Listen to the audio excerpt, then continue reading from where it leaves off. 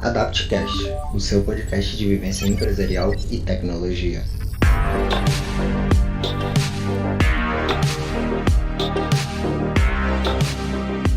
Pessoas, bem-vindos a mais um AdaptCast. Aqui é o Hilário e eu sou gerente de marketing da Adapt. E nesse cast nós iremos falar um pouquinho sobre a importância de ter um site, né? Por que a sua empresa deveria ter um site? Por que ele é importante para você ter a sua presença digital, né? Esse cast é um complemento no primeiro cast da Adapt que a gente lançou, que a gente falou sobre marketing de conteúdo e posicionamento digital. E lá a gente falou sobre posicionamento nas redes sociais. Então, nesse daqui a gente vai conversar um pouquinho, né?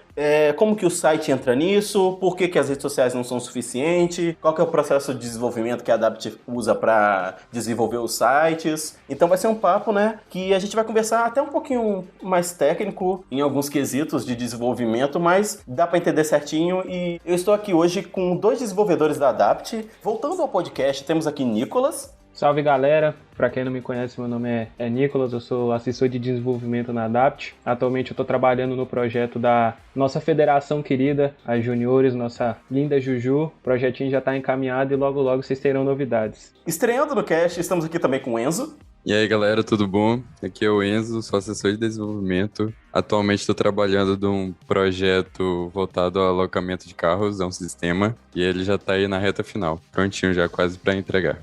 E também retornando ao podcast, estamos aqui com o Paulo. Fala galera, eu sou o Paulo, sou diretor de marketing aqui da Adapt. Então, gente, primeiramente, para a gente construir esse assunto, né, do porquê o site ele tem tanta relevância nesse momento atual da internet e para a empresa que está se posicionando digitalmente, Paulo, olhando para uma visão de marketing nesse sentido de por que tem um site, vamos pegar uma pessoa que ela já tem redes sociais, então é uma empresa, é uma EJ que ela já está bem posicionada na internet, ela já tem um Instagram bem decente, ela já tem o Google Meu Negócio e ela acha que já está bom, já consegue entrar em contato com os clientes que ela precisa entrar em contato, já consegue atingir os clientes que ela precisa atingir e quando falam que ela precisa ter um site, ela olha meio que algo desnecessário, né? Eu queria saber por que uma empresa dessa que já gastou todo esse tempo, né? Já fez todo esse desenvolvimento online de posicionamento, precisaria tomar esse novo passo, né? Precisaria dar esse novo passo para ter um site e se posicionar na internet. Para começar a falar, por que ela tem que dar esse passo, eu preciso falar por que ela ainda não deu o passo. Por 3 motivos básicos. Questão do dinheiro, do investimento que ela vai ter que fazer. Redes sociais, se você não utilizar do tráfego pago, ele é totalmente de graça. Então a pessoa acha que ela investir R$1.000, R$2.000 vai ser algo que ela vai ter um retorno muito a longo prazo. E muitas dessas pessoas pensam no agora. Quanto que eu tenho agora de dinheiro? Quanto que eu estou vendendo hoje? Elas acabam que elas não pensam a longo prazo. Segundo, a dificuldade que muitas delas ainda têm com essa questão da tecnologia, sabe? Muitas delas acham que eles vão ter que mexer com linha de código, por exemplo, e ela não vai ter esse tempo para mexer, ou ela vai ter que contratar um funcionário só para cuidar do site. E o terceiro ponto é isso que você comentou. Ela já acha que é suficiente para ela. Ela não acha que ela tendo um site, ela vai conseguir trazer ainda mais clientes. E que ela tá perdendo para o concorrente dela que tem o site. Porque o cliente dela tá no Google, ela não. Então, ela ainda não consegue perceber que ela tá perdendo. Ela acha que já tá bom, sendo que ela poderia estar ganhando ainda mais. Eu acho que ela não consegue perceber que tá perdendo porque ela não consegue ter a visão do todo. Porque assim, parece que as coisas se inverteram um pouquinho, né? Como as redes sociais elas estão muito grandes, muito presentes, né? Hoje em dia todo mundo usa ou Instagram ou Facebook, então as pessoas já vão para essas redes para vender e não para produzir conteúdo e não para se posicionar digitalmente. Então assim, eu acho que antigamente existia o site, algumas empresas iam para essas redes sociais, né? E agora meio que se inverteu. A maioria das empresas estão nas redes, mas quando a pessoa digita o nome da empresa do Google, não consegue achar um site oficial da empresa. Hoje em dia, por conta das redes sociais em si, né, tem muita gente vendo que, por exemplo, as famosas blogueirinhas, elas vendem muito para a empresa. Por isso que empresas contratam elas para anunciar os produtos dentro das redes. E muitas lojas menores acham que elas podem fazer isso também. Sim, elas podem. Ninguém tá falando que você não vai conseguir vender pelas redes sociais. Você consegue vender muito. O que a gente sempre fala é o quê? Você tá perdendo vendas fora das redes sociais. Ok, você vende muito no Instagram, Mas agora eu vou te perguntar, fora do seu Instagram, quanto que você vende? Muitos vão me responder zero. Por quê? Porque eles não existem fora do Instagram. E me diz, vai que o Zuckerberg resolve fazer alguma coisa no Instagram que ele estraga o Instagram. Por exemplo, uma nova atualização que dá um bug no algoritmo do Instagram e seu conteúdo para de mostrar para todos. E seu único canal de vendas, ok? Sua única maneira de fazer com que as pessoas conhecessem o seu produto, conhecessem sua loja, fosse o Instagram. Você tá lascado, né? Porque você não tem outro meio de comunicação, outra rede social, um site, por exemplo. Então, como você tem um site que ele é seu, só seu, é uma plataforma sua, você não tem que dividir ela com ninguém. O site vai ficar ali enquanto você pagar a hospedagem. E se a hospedagem acabar, é só você ir para outra plataforma de hospedagem, contratar ela e seu site pronto, tá de volta no ar. Para o seu site parar, galera, de existir, é só se o Google morrer. E se o Google morrer, a pessoa ainda vai conseguir acessar o seu site por outro navegador. Além disso, a questão de conteúdo é muito relevante. As pessoas hoje, em 2021, elas pensam muito no hoje. Como é que eu posso fazer o hoje? Agora. Quantos produtos eu estou vendendo agora? Sabe? Estou gerando conteúdo para hoje. Mas a gente sabe que numa rede social, um conteúdo ele dura 2 dias no máximo. No seu site, um post no blog de 2018, se você pesquisar lá no Google, você encontra ele ainda. Lá no topo, se as pessoas entram, pesquisam muito sobre eles. Então a gente sabe que um conteúdo no seu site acaba tendo uma longevidade muito maior. E o site e a rede social não são concorrentes, de maneira nenhuma. Eles são complementares, ok? Para você vender mais. Eu acho também que tem muita questão de controle.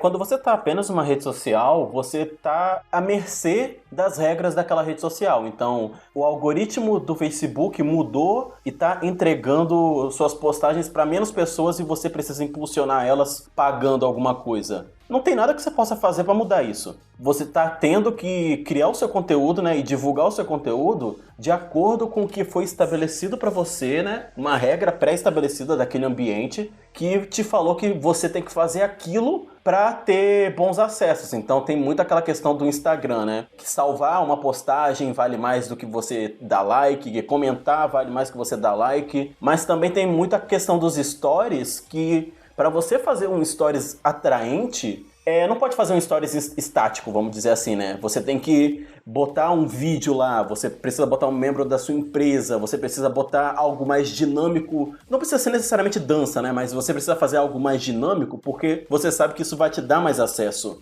E isso é uma questão da rede social, que ela falou que para você ter mais acesso, você precisa fazer isso. No site, não. No site, você tem toda aquela questão lá do SEO, né? Que você pode cadastrar palavras-chave, que você pode pesquisar o que está sendo mais acessado, o que não está sendo, para você conseguir alavancar os acessos do seu site, né?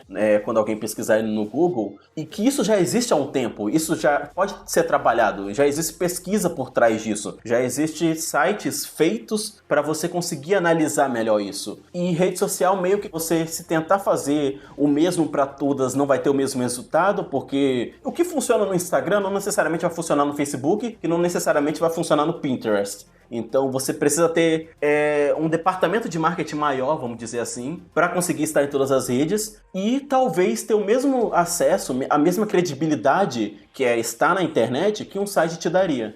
Sim.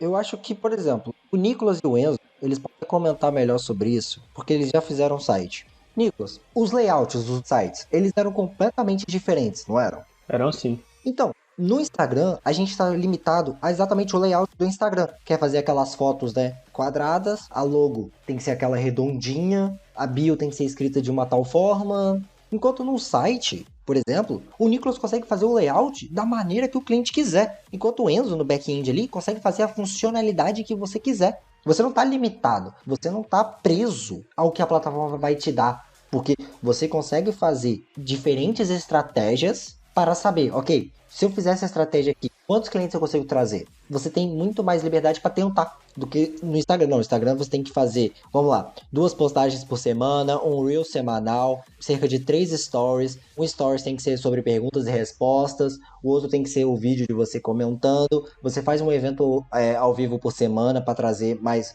o seu público que já está lá. Você tem que responder as suas DMs e todos os comentários, os primeiros comentários que aparecem lá nos seus posts. O seu feed tem que ser organizado de tal forma, utilizando estratégia 9 quadros, por exemplo. Enfim, você tem tipo um livrozinho de regra, sabe? Que é a receita do sucesso, vamos dizer assim. Enquanto no site, quem faz o sucesso, a regra, o livro, é você. Eu acho que as pessoas nem pensam muito porque hoje em dia é meio que claro que todo mundo vai ter, mas só que assim, você quando tá divulgando, né, você quando tá divulgando sua empresa, divulgando o seu trabalho e bota a rede social, aquela pessoa para acessar aquilo de maneira completa, ela precisa ter uma conta naquela rede social. Aí tipo assim, é um negócio gigantesco que a gente até pensa de, todo mundo tem uma conta ali. Beleza, mas qual faixa etária tem uma conta ali? Quem tem uma conta ali de verdade, né? Pessoa física, a gente tá falando aqui de empresas. Então, quando a gente tá falando de empresas, a gente tá falando de empresas que já existem há 30, 40, 50 anos e empresas startups que criaram agora, sei lá, na pandemia. Então, você tá falando com um público gigantesco e você não pode considerar que todo aquele público usa aquela rede social, ao menos que você já tenha feito uma pesquisa, né? E saber que, o meu público tá aqui. Eu não preciso realmente ver onde que ele tá localizado. Mas se você é uma empresa, por exemplo, a Adapt, que faz sites, nosso público é gigantesco. A gente não pode simplesmente fazer um post no Instagram e esperar que todo mundo conheça a Adapt pelo Instagram. O cara não vai entrar no Instagram lá. Ele não vai. Muito difícil um cliente de 40, 50 anos entrar no Instagram para procurar uma empresa, por exemplo. A não ser que o filho dele indique.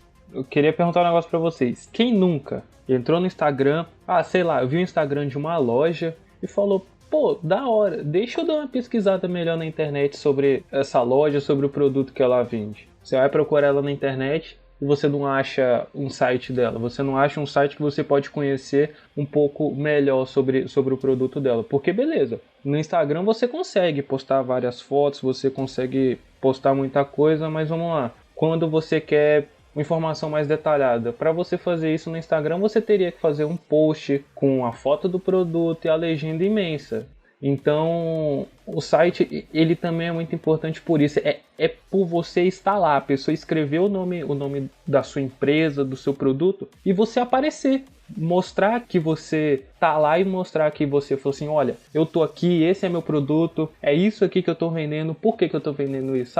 Por isso, isso e isso. Então, eu vejo assim, sabe, beleza, o Instagram, as redes sociais são incríveis para conseguir clientes, sim, mas a gente já presenciou várias vezes que o Instagram e o WhatsApp já caiu. A sua maior maneira de conseguir clientes vai cair. Então é sempre bom você ter a presença em um site, porque é basicamente isso. A gente vive na era da internet. Que se você pesquisa o nome de qualquer coisa, se você não tem um site, vai aparecer o site do seu concorrente. Hoje em dia, ninguém tem tempo para ficar... Não, vou fazer aqui uma pesquisa gigantesca, vou procurar entre 1000 empresas. Não, o cara vai nas 3 melhores ali, nas 3 melhores ranqueadas do Google e manda mensagem para ela, sabe?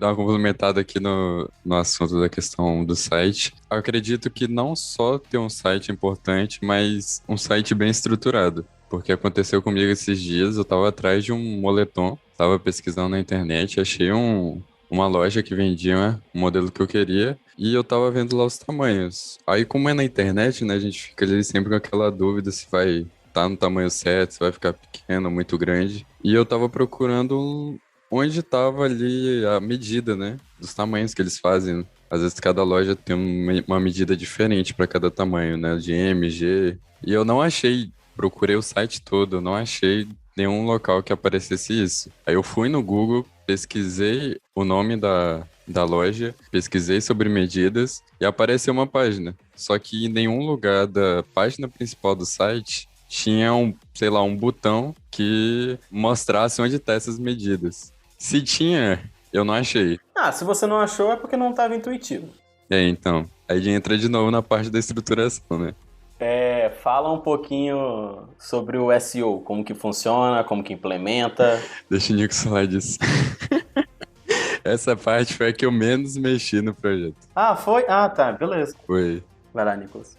Então, galera, falando um pouco do SEO, que de fato todo site precisa ter. Já trabalhei algumas vezes com SEO. O que consiste no SEO, galera? O SEO não é nada mais, nada menos do que Search Optimization Engine. que é isso? Que sigla em inglês é essa? Basicamente, ele vai otimizar o seu mecanismo de pesquisa. Então, como funciona a internet? A internet, os mecanismos de pesquisa, porque a gente tem vários. A gente tem o Google, a gente tem o Bing, a gente tem outros que muita gente vem usando, que é o DuckDuckGo. Então, como funciona? Por trás desses mecanismos de pesquisa existem robozinhos. O que esses robozinhos fazem? Esses robozinhos, eles ficam procurando os sites que são mais bem estruturados, ou seja, sites que têm informações mais bem colocadas, sites que são mais leves, isso conta muito para o SEO. E aí, quando você pesquisa o site mais bem ranqueado com aquela palavra-chave vai aparecer em primeiro lugar. É nisso que o SEO interfere. Várias boas práticas de programação interferem no SEO, tal como a extensão da imagem que você vai colocar, se tal imagem é pesada. Então, por isso que no desenvolvimento do site, você não pode só ir fazendo código. Você tem que ter um estudo também sobre como você pode melhorar o desempenho desse site e como esse site vai ser bem ranqueado, entende? Porque não adianta você fazer um site para o cliente se ninguém vai conseguir achar ele. Se a pessoa digitar o nome da empresa do cliente, o site não vai aparecer. Ela só conseguir acessar o site se for para a segunda página do Google. Quem faz isso hoje em dia, se não é pessoa procurando trabalho de faculdade ou escola? Isso não depende só da Adapt. Também depende do usuário que administra o site. Então, por exemplo, nós fazemos as ferramentas que cabem a Adapt a fazer. Um site rápido, com várias estratégias ali de tags HTML, enfim, coisas que vão ajudar os robozinhos lá dos mecanismos de pesquisa, né, a encontrar o site. Só que isso também depende do cliente. Por quê? Se ele contratar uma hospedagem que não tem um certificado SSL, por exemplo, o site vai aparecer como não seguro. O Google, a partir de 2018, se eu não me engano, ele parou de recomendar sites que têm essa tag, não seguro. Então, se o seu site for não seguro, ele já vai ficar atrás de todos os sites que são seguros. Teoricamente, ok?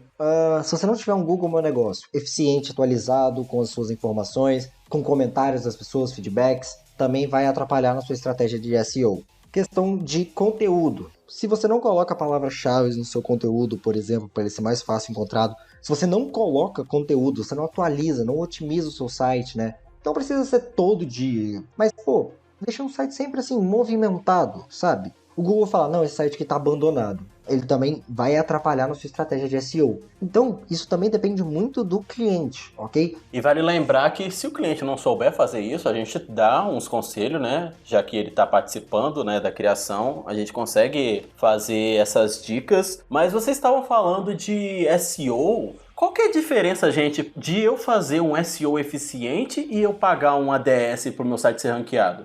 É complementar, sabe? Não necessariamente um vai prejudicar o outro. Não. É importante que você consiga fazer os dois. Só que se você não tiver budget, investimento para trabalhar com ADS, com tráfego pago, o SEO já vai te ajudar muito. Mas se você também tiver um investimento para fazer o ADS, isso vai ajudar ainda mais no seu SEO. Então eles são complementares. Se você conseguir fazer os dois, cara, a chance de você receber muito mais clientes do que o concorrente que não faz isso é gigantesca. Lembrando que quem não é visto não é lembrado. Então você tem que estar lá para quando o seu cliente precisar. Meu cliente precisa de material de construção. O site do seu material de construção tem que aparecer para ele quando ele precisa. Porque se o cliente está precisando do que você oferece, você tem muito mais chance de vender. Então, quando você incrementa as palavras-chave, os anúncios, tudo isso de maneira correta, porque se você não souber também trabalhar com ADS, você vai prejudicar muito mais do que ajudar o seu site. Colocar palavras-chave que não tem nada a ver, por exemplo. Para vocês verem como é que é doida essa parada de SEO e dos robozinhos que eu falei, literalmente quando, pelo menos no Laravel, né, que eu tenho experiência, quando a gente já abre um projeto em Laravel, tem a pasta e existe um arquivo chamado robot.txt, que fica lá falando quais pastas os robôs vão ignorar, sabe? E isso é uma coisa muito importante, porque, vamos supor, você tem uma pasta no site que você não precisa que as pessoas que acessam peguem. Então você vai colocar aquela pasta lá e o robô vai ignorar ela. A gente tem que olhar por esse lado e entender nossa realidade também, né? A questão de repetir código demais, código ali que vai ler todo aquele código, não vai utilizar aquele código, tá lendo ali à toa, só pesando mais no carregamento. Até mesmo aquela questão, né, que tem ali tem o head, tem o body da página HTML, da gente pegar aqueles arquivos JavaScript que a gente não precisa que carregue de primeira, que a gente vai usar em uma coisa específica, né? Só uma função específica lá do site, a gente coloca lá embaixo no body para ele não carregar junto com a página, porque tudo isso aí vai pesar no site, né? Porque a pessoa, quando ela entra no seu site, ela tem que permanecer no seu site. Não adianta ela clicar, entrou na página, aí voltou pro Google. Ela tem que entrar no seu site, navegar por lá, acessar as categorias que ela tiver, ler as informações. Então, quanto mais tempo ela permanecer no seu site, né? Por isso que é bom seu site ter blog, seu site ter informações que a pessoa consiga estar ali por muito tempo. Isso também ajuda no seu ranqueamento, né? Dá aquela importância pro site. Não, e mais do que isso, é você fazer o seu cliente ficar no seu site e no final te mandar um e-mail, por exemplo, ali no formulário, sabe? É você fazer com que no final ele queira entrar em contato com você. Vamos usar como exemplo o site da Adapt. Pô, eu entrei aqui no site da Adapt, vi um site bonito, vi várias ideias aqui que eu posso colocar no meu site. E lá no final, quando ele abaixar tudo, vai ter o local para ele entrar em contato. O objetivo é fazer com que ele entre em contato ali. Isso tem que ser até algo assim, pensado na sua estratégia de marketing, por exemplo, de, ok, vou fazer conteúdo, vou fazer toda essa parte de marketing digital, que a gente já falou lá no primeiro episódio. Quem não escutou, vai lá escutar. E, tipo assim, você tem que trabalhar de maneira com que o fluxo que a pessoa acessa o seu site, por exemplo, cliquei no link aqui do seu site, aparece um banner. Logo no banner aqui, você já tem que ter um call to action, um botão para a pessoa entrar em contato. Porque a gente tem vários perfis de clientes. E um deles é aquele cara que ele não quer ficar nem um pouco no seu site. Ele só quer entrar em contato, ele já sabe o que ele quer. Então, se você não facilitar o contato, ao mesmo tempo que você prende aquele cliente que ainda não tem certeza, você vai perdendo um dos dois. Sendo que você poderia ainda estar com dois. Porque você pode fazer com que esse cliente que ele tem mais pressa, que ele já sabe o que ele quer, entrar em contato logo no início ali, enquanto, ok, eu preciso ver um pouquinho mais. Aí ele abaixa, aí tem a história da empresa, tem os seus serviços, e aí você explica um pouquinho do que é cada serviço. E aí, nesse serviço, por exemplo, já tem um botão aqui, agende aqui uma conversa. Aí quando ele lê o serviço ali, ele fala, pô, gostei desse serviço que é exatamente o que eu preciso. Aí ele clica e te manda uma mensagem. Ou senão ele fala, não sei, será que esse cara aqui já fez serviços? Aí ele abaixa um pouquinho mais a página principal do seu site e vai pro seu portfólio para ver os seus cases de sucesso, por exemplo. Já estamos montando um site aqui. Aí ele nos seus cases de sucesso vai ter um projeto que você fez, por exemplo, um site para uma empresa. Aqui, ó, a gente fez esse site aqui, utilizamos as tecnologias tal, fizemos de tal maneira, esse foi o resultado. Ele fala, pô, eu quero um site exatamente assim, deixa eu entrar em contato. Se isso não for suficiente, você consegue ainda rolar um pouquinho mais e ver o depoimento dos seus cases de sucesso ali em cima. E aí ele consegue ver, não, o que esse cara tá falando dessa empresa aqui? Vamos ver. E se ele não ficar suficiente ainda, você consegue ter mais provas sociais embaixo, que só depende de você. E como que você vai fazer? Você vai colocar um blog ali, por exemplo, para você mostrar que você é autoridade no assunto, sabe? Então você tem que prender o seu cliente, prender ele até quando? Até quando ele achar que é suficiente. Você não sabe o perfil do cliente, ok? Você não sabe se ele é um perfil que tem essa pressa logo, que ele, não, já quero clicar aqui logo no banner, ou se ele vai clicar só lá no finalzinho do site, depois de ler o site inteiro. Então você tem que prender todos esses tipos de clientes e liberar ele, né, para mandar mensagem quando ele quiser.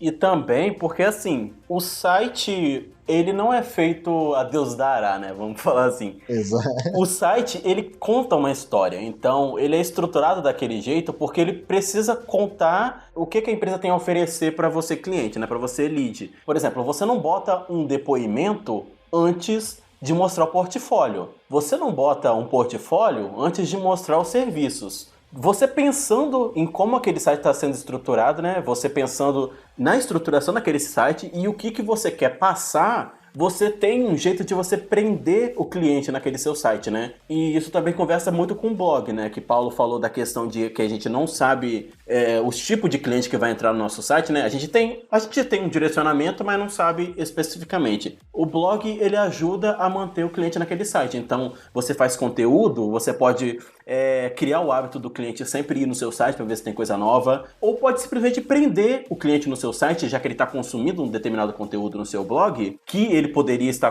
consumindo na rede social, só que de forma menos detalhada, ele está consumindo no seu blog e isso está ajudando a você ser melhor ranqueado porque ele está mais tempo lá, e depois no blog você também coloca o botão de ação, né, para ele entrar em contato com a sua empresa. Você nunca pode deixar que o cliente ele tenha que voltar a determinado setor do seu site para ele entrar em contato. Por isso que o botão de WhatsApp ele se move junto com o scroll das páginas.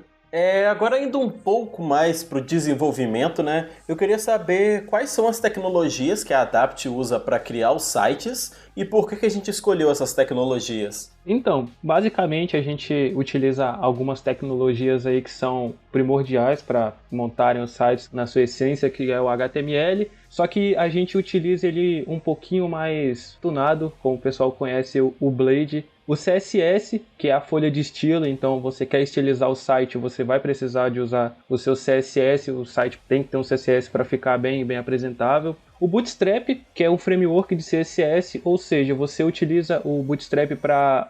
É como se fosse um complemento do CSS, você já tem algumas coisas que já vêm prontas, então isso poupa um tempo imenso nos projetos, ainda mais projetos que costumam ser grandes. A gente utiliza também o Laravel, que é o nosso framework meio que principal, porque o Laravel ele utiliza o PHP, ele roda através do PHP, da linguagem de programação, e o back-end dos sites é feito inteiro em Laravel. A gente utiliza para o banco de dados o MySQL e também a gente utiliza para versionamento do código, a gente utiliza o Git, que é imprescindível o uso dessas tecnologias hoje em dia para você ter um controle de como o código segue. E também para o armazenamento dos projetos e o workflow, essas coisas lindas, a gente utiliza o GitHub atualmente. E também um complemento a gente utiliza para fazer as telas dos projetos, a nossa galera que escreve nossas telas, a gente utiliza o Figma. Mas assim, eu queria saber como que funciona de forma prática, né, a criação de um site. Depois que eu e o Paulo vendemos o site para um cliente, né, a gente faz a ata de requisitos de tudo que precisa ter no site, e aí quando vocês têm em mãos essas informações, qual que é o processo que leva para, desde quando vocês entram no grupo com o cliente, né, passando pela jornada do cliente e chegando naqueles 30 dias de suporte? Como que funciona essa rotina de vocês? É definida uma equipe, né? Normalmente são de 2 pessoas, 2 desenvolvedores e o gerente. E o gerente pega essa ata de requisitos e quebra em vários, que a gente chama aqui de issues, né? E divide esses issues para cada um dos desenvolvedores. Aí eles tentam sempre balancear para nenhum pegar mais trabalho do que o outro, sempre de meio a meio. Aí, às vezes, um pega um problema que é um pouco mais complicado de resolver, demora mais tempo. Aí, essa pessoa já pega um pouquinho menos de issue, enquanto o outro pega lá umas 2 faces, sabe? É sempre bem dividido e balanceado para não ter problema aí de nenhum dos desenvolvedores ficar com trabalho a mais. Mas vocês que escolhem esses eixos? Tipo assim, eu quero trabalhar com tal eixo. Aí no próximo projeto eu quero trabalhar com outro. Como que funciona? O gerente às vezes pergunta, né? Se você quiser, tiver preferência. Às vezes você já mexeu com aquilo, tem um pouco mais de experiência com aquilo. Aí você se prontifica, né? A pegar aquela parte do desenvolvimento, já que você já tem mais facilidade. Ou às vezes o próprio gerente decide e pela necessidade ali acaba adaptando, né? Trocando de issue quando for necessário, que às vezes um tá precisando de uma parte ali do código e que ainda não foi feito, aí o gerente vai e troca issue para ele poder fazer e dar continuidade ao projeto sem que ele atrase, né? Geralmente a Ana, ela já monta as equipes pensando nessas issues, sabe? Então, por exemplo, a gente tem o Nicolas e a gente tem o Enzo aqui. Então a gente tem que fazer o back-end do site e o front-end. A gente sabe que o Nicolas, ele tem mais facilidade e até preferência pelo front-end, enquanto o Enzo é o contrário, ele tem mais preferência e facilidade com o back. Então, quando for nas issues lá, geralmente as issues do back-end vão ficar para o Enzo e as issues do front-end vão ficar para o Nicolas. E assim eles conseguem trabalhar com as partes que eles gostam mais. Claro que dependendo da quantidade de projetos, do tipo do projeto, do número de membros que a gente tem, isso pode não acontecer. e, por exemplo, o Nicolas tem que pegar uma parte do back-end, isso pode acontecer. Por isso que aqui, desde o processo trainee, todos já são treinados para ser full stack. Saber tanto mexer na parte do Laravel, bruto mesmo, quanto na parte de CSS e HTML. Mas quando o gerente ele vai selecionar as issues, ele já tem o conhecimento da Ana, que é a diretora de projetos de desenvolvimento, do que cada desenvolvedor prefere trabalhar ali, para que a gente consiga ter um trabalho melhor, sabe? Para que ninguém esteja fazendo alguma coisa que odeia, por exemplo. Eu queria falar um pouco sobre o que a gente usa para montar esses projetos, que é o GitHub. Existe o repositório principal, que vai ser o site de fato, e existe as branches. O que são branches? Branches são como se fosse cópias do código. Então, com essas cópias, você vai conseguindo fazer alterações e o gerente do projeto é quem tem o controle do código. Então, a gente vai na nossa máquina, faz uma cópia desse projeto principal. Quando chega na nossa máquina, a gente cria uma branch, ou seja, a gente cria uma cópia desse código e coloca o nome da issue que a gente está fazendo, a nossa tarefa que a gente precisa fazer. E com isso, a gente faz o código, faz o que tem que fazer, seguindo as normas de boas práticas de programação sempre. Os códigos da Adapt costumam ser bem fácil de ler, porque todo mundo tem esse zelo pelo código, então sempre que você pegar um código feito pela galera, sempre vai ser aquele código que você consegue ler fácil, que você já consegue fazer uma manutenção simples, porque todo mundo sabe que mexer com código é uma coisa meio complicada, e sempre que dá para facilitar o pessoal faz isso. Enfim, voltando. Fazendo as alterações no código, você vai e sobe o projeto de novo. Você envia para o GitHub. Aí, fazendo isso, você vai criar uma pull request. Como funciona a pull request? A pull request, você vai fazer um pedido para alterar o código que está lá no repositório da própria Adapt, e o gerente vai fazer a análise. O gerente vai ver o que você fez. Se tiver com algum problema, alguma funcionalidade que não está funcionando de acordo, ele vai enviar uma mensagem para você, vai falar assim, olha, essa funcionalidade não está funcionando, revisa isso, show. Se tiver tudo de boa, o gerente vai chegar, ele vai fazer o merge do seu pull request. O que é o merge? Merge é você juntar o código que você enviou no código principal. E assim todo mundo consegue trabalhar no mesmo código de maneira sincronizada, vamos colocar assim, mas todo mundo fazendo as coisas no seu tempo. Então funciona desse jeito a distribuição das tarefas da Adapt assim. Mas isso é na questão mais de back-end, né? Já que, tipo assim, essa questão de trabalhar em equipe, de você fazer o código enquanto outra pessoa também está fazendo, né? Porque, tipo assim, quando eu penso em front-end, eu penso que, assim, você precisa criar alguma coisa e já ver como que ela ficou. Ele consegue ver na própria máquina dele. Sim, então, no front-end funciona assim, a gente também faz as pull requests, porque você tem que fazer a pull request para o código que você mexeu e para o código principal. Então não tem como fugir disso. Só que no front-end você tem uma certa autonomia, porque vamos supor, quando você está fazendo isso costuma acontecer em projetos maiores. Algumas issues dependem de outras para serem feitas. E às vezes uma issue que depende da outra é ser para duas pessoas diferentes. Então, você vai ter que esperar a pessoa terminar aquela issue, porque você precisa, vamos supor, de fazer um relacionamento com uma chave de uma parte do sistema que outra pessoa fez. Você vai ter que esperar ela fazer para depois você fazer. Entende? Então, no front-end você já tem uma certa autonomia, porque você é mais o contexto estético. Então você não tem tanta interação com o back-end assim. Apesar de você ter a interação com o back-end por conta da dinamicidade dos sites, você ainda tem uma autonomia bem grande para fazer as coisas, e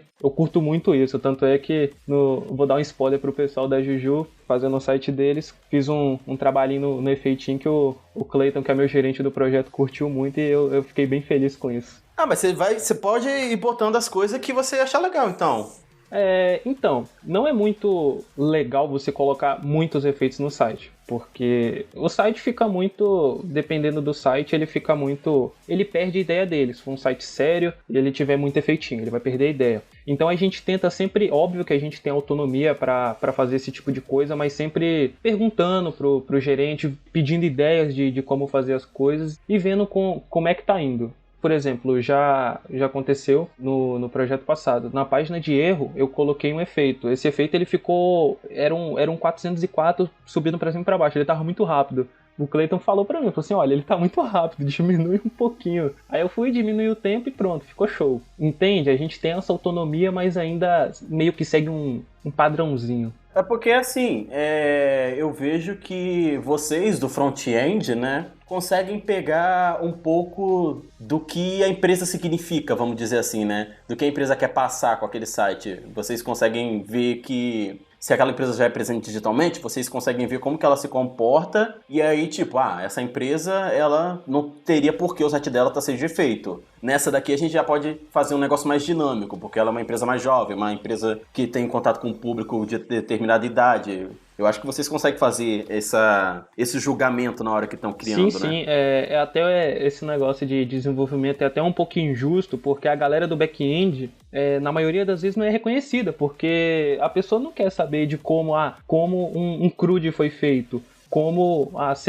você tá fazendo para trocar essa imagem. A pessoa quer ver funcionando, e é aí que a galera do front brilha. Que é você fazer aquele efeitinho que fez a diferença, que fez a pessoa lembrar do site. Então, tipo, tudo isso faz diferença, tudo isso faz as pessoas lembrarem dos sites, tudo isso faz o site ficar marcado pra pessoa e a pessoa se sentir bem usando o site, sabe? Porque não adianta você ter um site que funciona tudo correto se a pessoa não gosta de usar. Se o cliente e os clientes desses clientes não gostam de usar o site.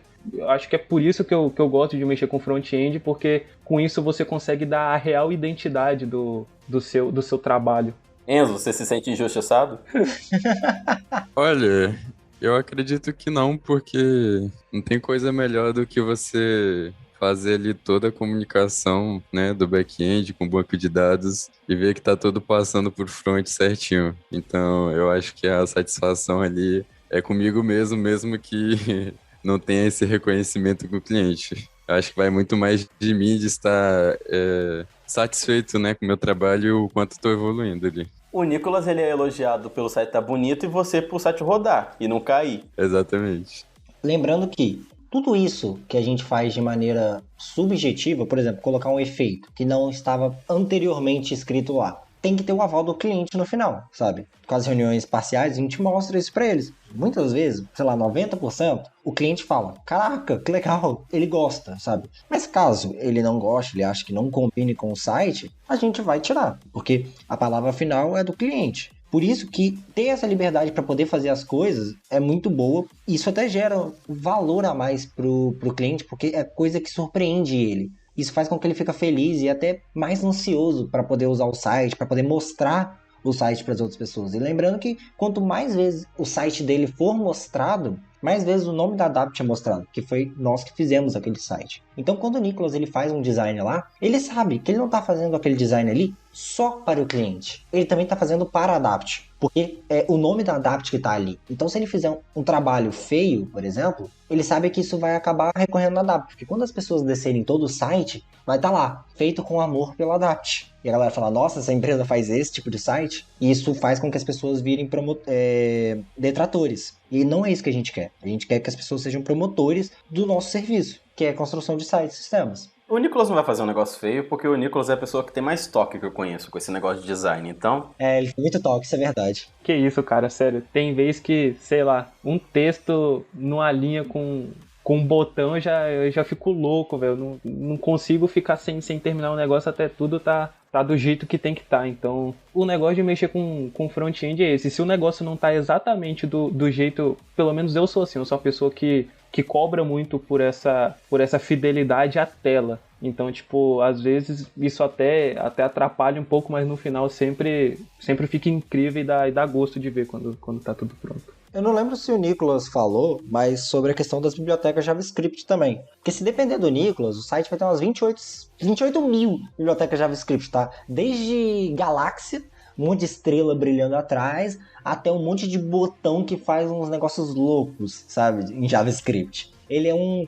fanboy de React e JavaScript. Cara, sério, tipo, todo o sistema JavaScript me encanta. Tudo. Até o Node, que trata com back-end do JavaScript, me faz querer aprender. E olha aqui que eu não sou uma pessoa lá que se encanta muito pelo back, mas, cara, sério, JavaScript é coisa linda. E o Paulo falou das animações. Cara, sério, não tem coisa mais incrível do que você adicionar aquela perspectiva ou imagem, OnCard, cara, sério, bibliotecas de animação JavaScript, vocês têm todo o meu coração. Uma coisa muito legal do processo de desenvolvimento da Adapt é que, assim, a gente tem essas entregas parciais, né? Então, a gente pensa que é algo muito bom para o cliente, mas também é algo muito bom para o desenvolvedor. Porque, assim, deve ser muito frustrante você fazer um site inteiro, aí você mostra para o cliente no final e ele, não gostei disso, não gostei daquilo. Como você tem essas entregas parciais, o cliente ele vai aprovando de acordo com as etapas que vão seguindo no site, né? Vão tendo a aprovação dele. E vocês conseguem saber o tom, né? O tom que vão seguir.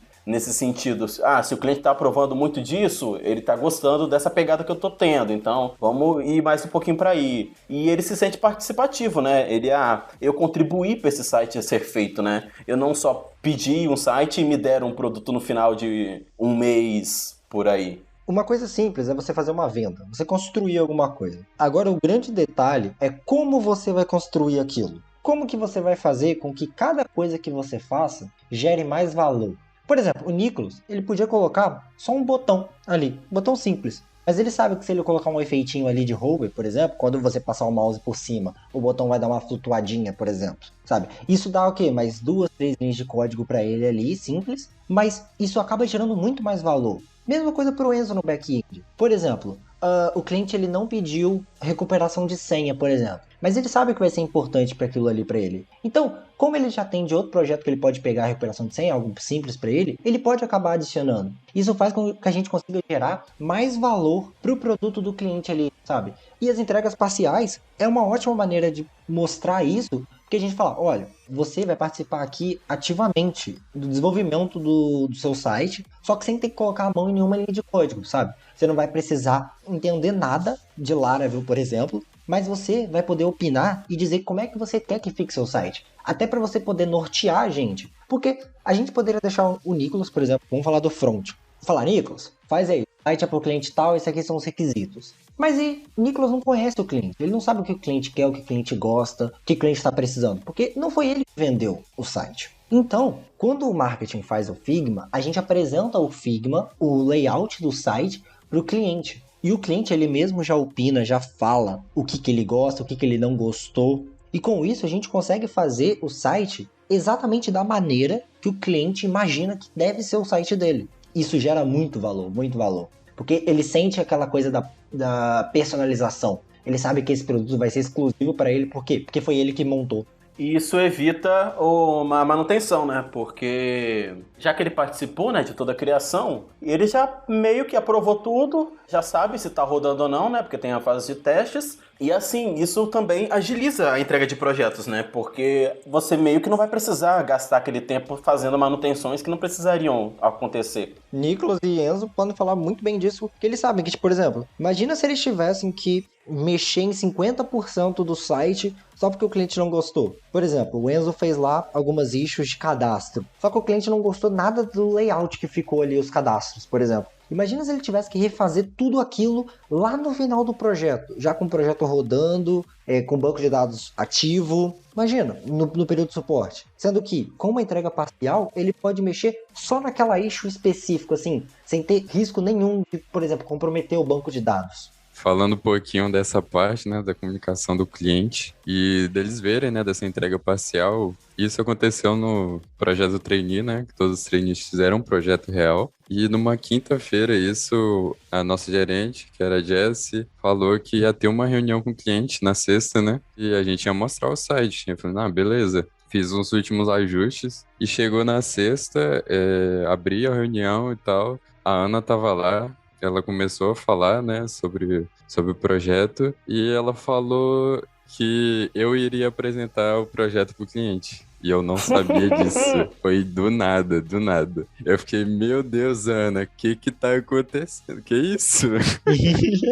Foi muito do nada mesmo, muito do nada. Tive que apresentei pro cliente, mostrei o que tinha feito, né, eu e o Lucas, e depois eles falaram, né, deu aquele feedback, aquela sensação de alívio depois de ter apresentado, totalmente inesperada e com certeza muito bom ouvir esse feedback deles, né, antes de estar tudo pronto e ver o andamento de como tá indo o site.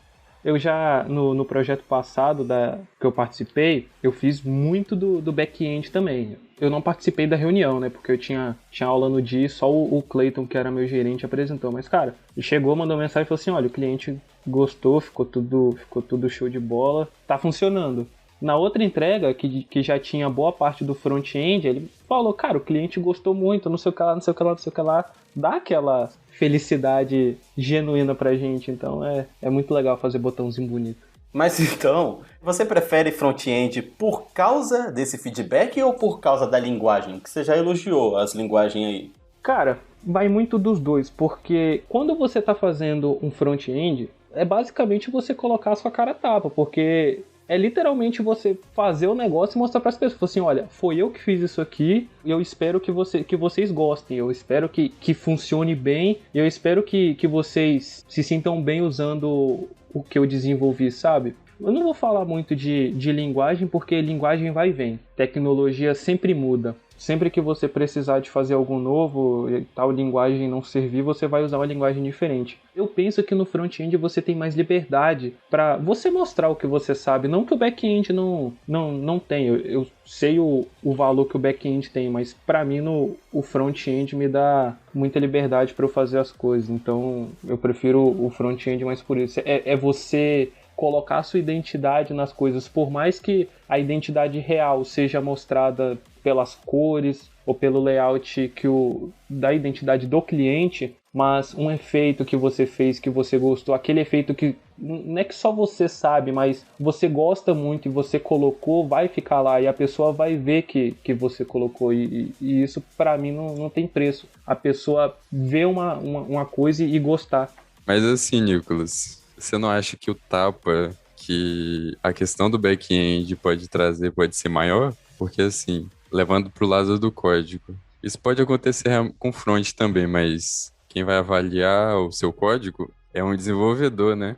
Ele pode estar funcionando o código, beleza e tal, mas cheio de gambiarra, aquele coisa toda feia. Você não acha que o julgamento pode ser maior por essa parte? Não, sim, eu concordo com você e é por isso que eu falo, cara, no front-end, eu não tô falando isso porque eu faço muito, é porque todo mundo faz, que é gambiarra. No front-end tem muita gambiarra, funciona, mas cara, muita coisa no front-end é gambiarra, mas é uma gambiarra organizada. Você sabe o que você está fazendo, você sabe que é gambiarra, mas você faz. Então, tipo, outro desenvolvedor vai olhar o que você fez e vai falar, isso aqui é gambiarra. Mas eu sei que isso aqui é uma gambiarra e eu sei porque foi feita. No back-end, a pessoa tem que ter muito cuidado, porque se ela faz uma gambiarra, ela vai impactar trocentas outras funcionalidades do site, e isso para mim é muito complicado. Talvez também seja por isso que eu tenha fugido um pouquinho do back-end. Isso é verdade. É muito mais fácil fazer gambiarra no front,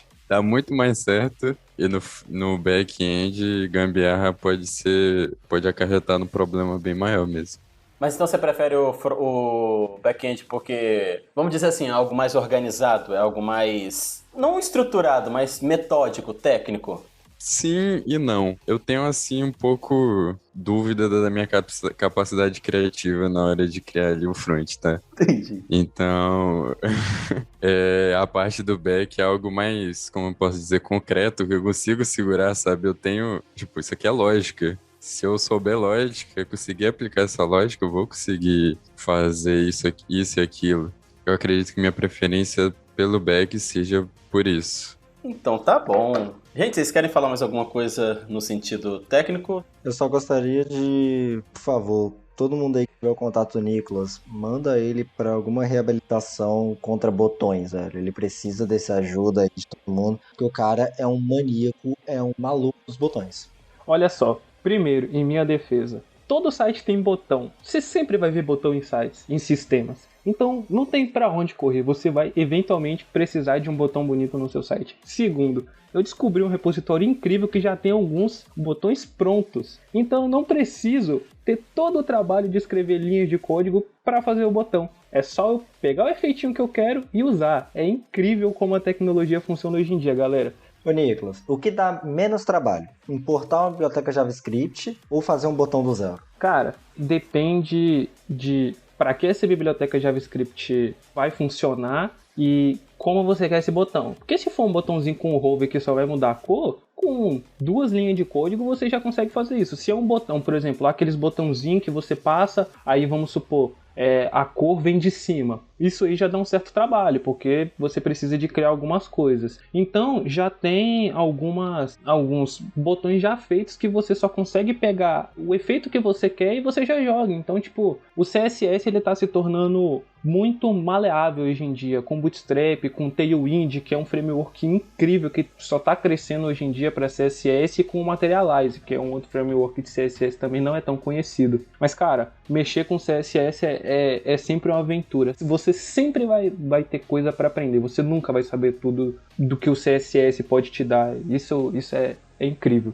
Depende muito também do framework que você vai utilizar. Também. Agora, tem alguns outros, né, que você pode utilizar, mas é muito variável, porque é uma coisa muito subjetiva. É design, querendo ou não, sabe? E design é arte, é algo subjetivo. Como o Enzo falou, né? O front é mais matemática, mais lógica, sabe? O programa tem que cadastrar funcionário, tem que cadastrar membros. Vamos falar de um site. O site tem que ter os membros lá. Ok, o back-end tem que fazer o quê? Cadastrar os membros. Agora, tudo bem, a gente sabe que tem que ter redes sociais, foto, nome da pessoa e o cargo dela. Isso é a parte lógica. Agora, como é que o front vai apresentar isso? Como é que o front vai mostrar que o funcionário está ali na empresa, está no site? Você pode fazer isso usando, por exemplo, um redondo, um formato, né? Redondo, pode ser um quadrado, pode ser um bloco, enfim. Você consegue fazer, mostrar, apresentar de inúmeras formas. Enquanto para cadastrar, para você, como eu posso dizer, colocar no sistema, geralmente tem 1, 2, 3 formas. É muito mais limitado, muito mais objetivo.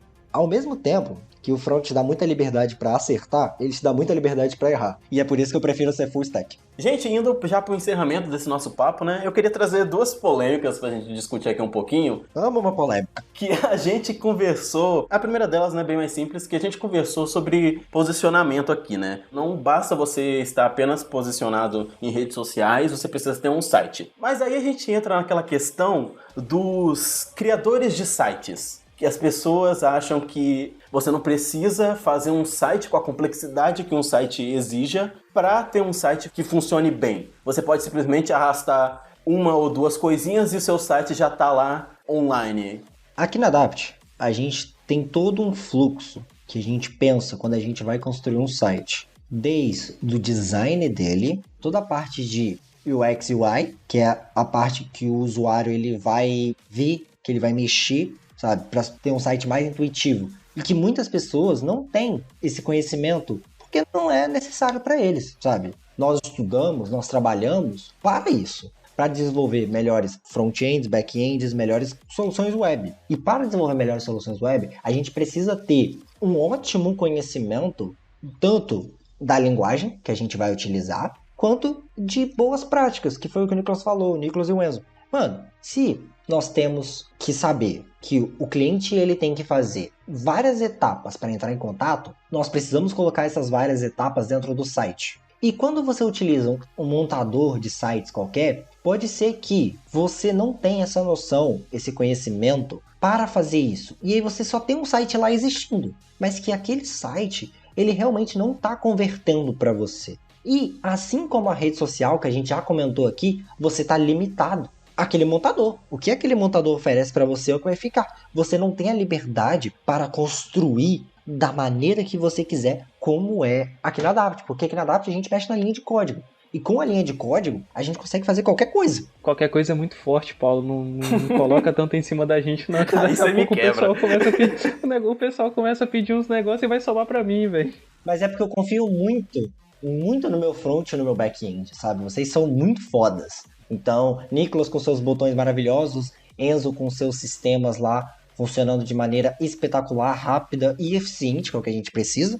Então, você não está limitado a uma plataforma. Você está limitado ao que você quer e o que a Adapt tem capacidade para fazer. Eu acho que o ponto é esse, limitado a uma plataforma. Por quê? A gente já recebeu alguns clientes aqui que estavam fazendo essa mudança, né, desse site para uma criação de site da Adapt. E, assim, os maiores desgostos, vamos dizer assim, era que, assim, Tem toda a questão de mudança de conteúdo, então, igual o Paulo comentou que quando você tem um domínio, quando você está numa hospedagem, você consegue mudar seu conteúdo de acordo com a hospedagem que você tem. Só você simplesmente fazer uma outra contratação e seu conteúdo mudou. Nesses sites, você meio que tem que, você redirecionar aquele próprio conteúdo você mesmo. Porque aquele conteúdo é do site, não é o do seu domínio. Até porque quando você vai ver lá na barra de navegação, né, o www, não tem o nome do seu site. É www.tal, o nome da sua empresa e continua. Às vezes pode trazer até uma confusão de por que tem esse domínio tão grande. A pessoa pode não confiar, sabe? Não entrar no site por conta daquilo. Vai falar, uai, tá estranho isso aqui. Falando um pouco desses montadores ou também, por exemplo, o WordPress, que é um CMS, ele te prende muito. Vamos supor, a animação traz muita vida ao site, ou as animações, as transições, qualquer tipo de efeitinho sutil mais bonito vai fazer o cliente lembrar, você vai entrar num site feito por montadores de sites assim, você vai ver milhares de sites iguais, então você não vai ficar marcado, você vai ficar como vi um site igual aos 3 últimos que eu vi, entende? Você não fica marcado como você deveria. A sua identidade ela não é passada do jeito que deveria ser.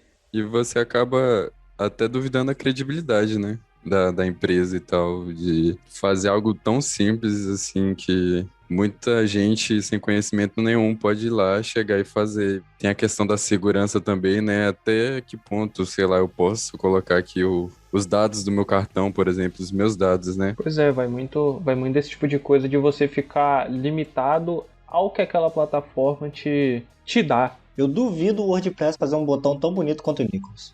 Também tenho minhas dúvidas. Já que você entrou nessa questão, olha só. O Paulo, ele falou que a gente, da Adapt, a gente estrutura o site de vocês, a gente faz as linhas de código do site que o cliente pede, né? Só que a questão a Adapt, ela não usa o WordPress. Graças a Deus. Porque assim, quando alguém pensa em site, ela pensa em WordPress. Alguém que não conhece muito e tal, ela já pensa que, para eu ter um site eu preciso ter um WordPress, eu preciso fazer tal coisa e tal. Como a gente não usa o WordPress, eu queria saber os pós e contras disso, né? Por que a gente não usa, o que vocês gostam no WordPress, para saber mesmo sobre essa decisão e para saber por que ela agrega tanto no site, né? Porque mexer no código, dar um site para o cliente onde todo o código é feito pela empresa que ele contratou, por que isso funciona tanto, né? Porque isso é algo tão que a gente foi atrás, já que dá mais trabalho.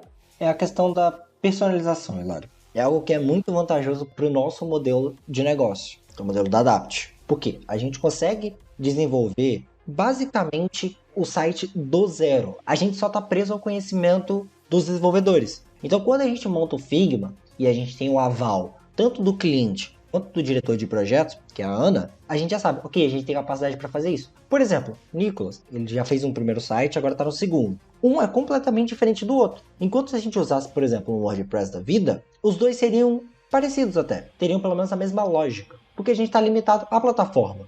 A gente não consegue colocar, por exemplo, um efeito que o Nicholas comentou aí já por spoiler da Juju, um efeito de dinamicidade dentro do site. Ou eu acho que possa conseguir botar esse efeito. Mas para isso você vai precisar usar um plugin e depois o cliente ele vai ser responsável, né, pela gerência do WordPress e do site. Então é um negócio que eu escuto quando eu estou em contato com o cliente, muita reclamação que o WordPress ele é confuso, que você precisa pelo menos sentar e ver como que ele funciona, né? Não é algo tão didático assim que você bate o olho e já consegue fazer tudo o que precisa. E aí isso bate na questão da manutenção, porque se esse plugin der problema, pode fazer uma reação em cadeia em todo o site, né? Dependendo do qual plugin o cliente botou. E também não pode ter o efeito que ele espera, né? Então tem essa questão também.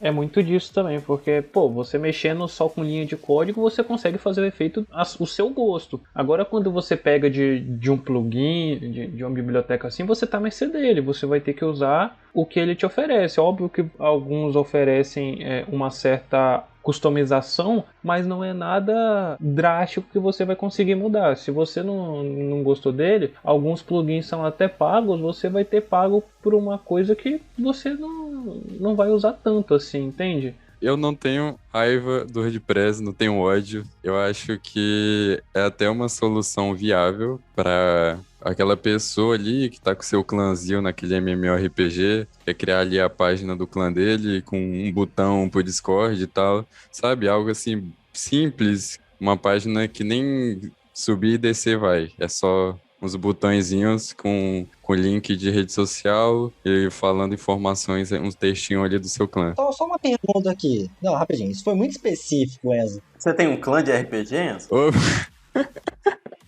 não tenho. Foi um exemplo, assim, que a gente vê no dia a dia, né? Bem A gente comum. vê, eu nunca vi. Qual que é o seu nick pra eu pesquisar? Não tenho, velho, eu tô falando. E é isso. Mas você já mexeu no WordPress? Você já pegou pra mexer? Já mais ou menos, assim, já mexi também em uma outra ferramenta que era específica para fórum, que é o IPB, que ele é em PHP também. É a mesma coisa assim do WordPress, tem os plugins, tem toda aquela limitação também e a questão da segurança, né, de depender total de uma empresa para manter a segurança daquele seu site. E às vezes pode ser abandonado, né? Eu sou suspeito pra falar, mas pelo que eu sei, essas ferramentas te limitam. Então, você quer fazer um site bonito, agradável, que o cliente vai lembrar, a pessoa que entrou no seu site vai lembrar, adapt.com.br. Não é esse o site, Adapt.info. cara. Ei, passou o nome errado, meu Deus. Opa. Ei. Meu Deus, velho. Não, mas Vou ser é realmente. crucificado. Não, o ponto info é um negócio que realmente. Mas eu não tenho hate com tecnologia nenhuma não, tá, gente? A internet é grande, cabe qualquer tipo de tecnologia aí, todo mundo fica feliz. Gente, vamos falar a verdade. A gente não usa WordPress é porque a gente quer aumentar nosso ego de desenvolvedor, de fazer tudo do jeito que a gente quer. Essa é a verdade. Quer mexer com código e falar, fui eu que fiz aqui, ó. Não, assim, ó, pro cliente não faz tanta diferença porque ele vai pegar o produto final. É mais de tempo de desenvolvimento, dessas questões, né? Depende, ô Hilário, depende do qual o objetivo do cliente com aquele site. Muitas das vezes, pode ser que, por exemplo, ele precisava de um WordPress porque ele tem um plugin específico que só funciona no WordPress. Ou ele tem, por exemplo, uma biblioteca, sabe, que ele quer puxar por API dentro do site e o site tem que ser feito em Laravel, por exemplo. Enfim, depende muito, sabe? Mas geralmente é isso que você comentou. O cliente ele quer o produto final, ele quer o site rodando e gerando lead para ele. Uhum. No site da Adapt, a gente usa só código, então a gente faz um sisteminha próprio, né, para o cliente acessar e fazer as alterações, né, os CRUDs, né, que é ler, alterar, listar e criar algo que ele queira, sem precisar simplesmente, né, bater o olho e já sabe como funciona. É quase como se fosse uma postagem em rede social que funciona, né, o sistema no caso. Então isso dá mais dinamismo, isso dá mais autonomia, vamos dizer assim, né? Que ele não precisa perder um tempo de aprendizagem de plataforma, sendo que ele só vai usar aquele site para fazer coisas específicas, né? Coisas que não precisam que você tenha um conhecimento de uma plataforma para ser executadas. Eu estou contemplado com essa sua fala, Hilário. Faço das suas palavras as minhas. Então tá bom. Gente, lembrando que o segundo processo seletivo da Adapt tá vindo aí. Então, se você quiser saber mais, como que vai acontecer, siga a gente no Instagram que a gente vai falar certinho, beleza? E falando nisso, Enzo, quem ouviu esse podcast até aqui pode encontrar a Adapt aonde? Pode encontrar a Adapt no Instagram, @adaptempresajr, que é Júnior, no site adapt.info, nas nossas plataformas aí no podcast, no Spotify, no YouTube, no Deezer e quais outros mais aí que você colocou, Hilário. Todos, quase. Então é isso, gente. Até o próximo programa.